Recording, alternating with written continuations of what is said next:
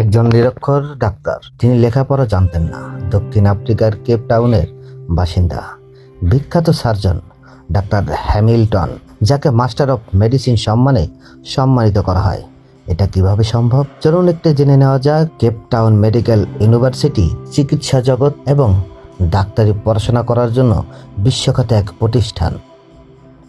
এই বিশ্ববিদ্যালয় এমন একজন ব্যক্তিকে মাস্টার অফ মেডিসিন সম্মান জানিয়েছে, যিনি জীবনে কখনো স্কুলে যাননি। পৃথিবীর প্রথম বাইপাস সার্জারি হয়েছিল কেপ টাউনের এই ইউনিভার্সিটিতে। সেদিন প্রফেসর রবার্ট ডায়াস একটি জিরাফ নিয়ে গবেষণা করছিলেন। জিরাফ ঘাড় নিচু করে জল পান করার সময় তার গলার ব্লাড সার্কুলেশন কমে কেন? এটাই তার গবেষণার বিষয়। নিয়ম মাফিক জিরাফকে অজ্ঞান করে দেওয়া হয়। অপারেশন চলছে। ঠিক সেই মুহূর্তে জিরাফ ঘাড় নাড়তে শুরু করে দিল। এমত অবস্থায় জিরাফের ঘাড়টা শক্ত করে ধরে রাখার জন্য একজন শক্তপোক্ত মানুষের প্রয়োজন হয়ে পড়ে। হ্যামিল্টন তখন ঘাস কাটায় মগ্ন। প্রফেসর তাকে ডেকে নিলেন অপারেশন থিয়েটারে। হ্যামিল্টন জিরাফের গর্দান ধরে রয়েছেন আর অপারেশন করে চলছেন প্রফেসর। অপারেশন কন্টিনিউ 8 ঘন্টা চলতে থাকে। এর মধ্যে ডাক্তার টিম ব্রেক নিতে থাকেন, কিন্তু হ্যামিল্টন টানা 8 ঘন্টা ধরে থাকলেন জিরাফের গলা। অপারেশন সমাপ্ত হতেই হ্যামিল্টন চুপচাপ বাইরে বেরিয়ে গিয়ে টেনিস কোর্টে ঘাস কাটতে লেগে গেলেন।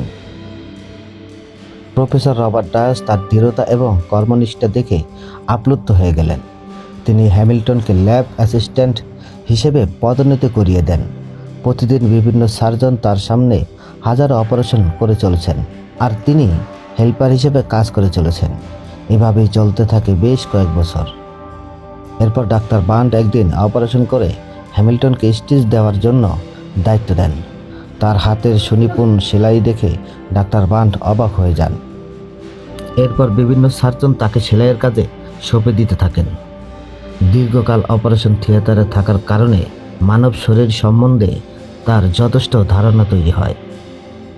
তিনি ডিগ্রিধারী যে কোনো সার্জনের চেয়েও বেশি জানতেন মানবদেহ সম্পর্কে। এরপর ইউনিভার্সিটি তাকে জুনিয়র ডাক্তারদের প্র্যাকটিক্যাল শেখানোর কাজে নিয়োগ করে।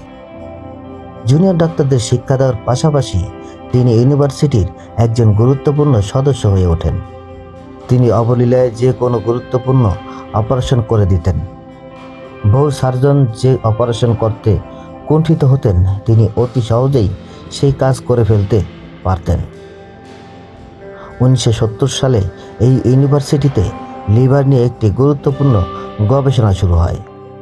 তিনি লিভারের মধ্যে অবস্থিত এমন একটি ধমনী চিহ্নিত করেন, যার কারণে লিভার প্রতিস্থাপন অত্যন্ত সহজ হয়ে যায়।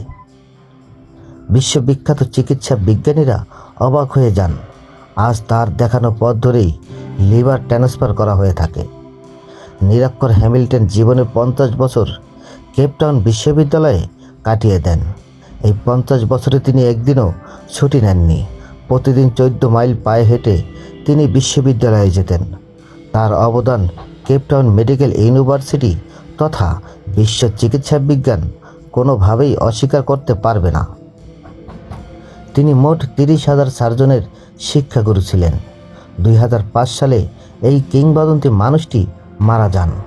তার মৃতদেহ ইউনিভার্সিটি ক্যাম্পাসের মধ্যেই দাফন করা হয়। বিরলতম সম্মান একমাত্র তিনিই অর্জন করতে পেরেছেন। কিংবদন্তি সার্জন ডাক্তার হ্যামিল্টন প্রমাণ করে গেছেন, কেবলমাত্র পুঁথিগত শিক্ষাটুকুই যথেষ্ট নয়।